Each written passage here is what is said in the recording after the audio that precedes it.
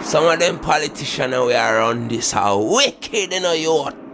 Look here, my lad. Me know about politician, my lad. Yeah. I see him so the pussy them come a punish town one time. And link up with and cocky body and whole of the youth them.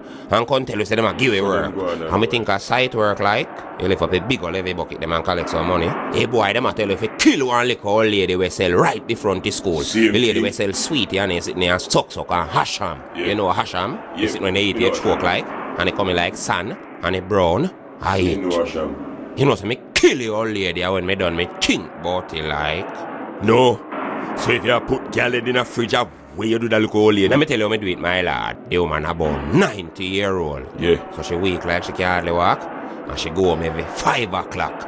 And she have to cross a big road to go up on the other side. She live over on the other side. And me go to her and me say, good evening, miss. You mind if me help you cross the road? And she hold on for me answer. And say, God bless you, young man.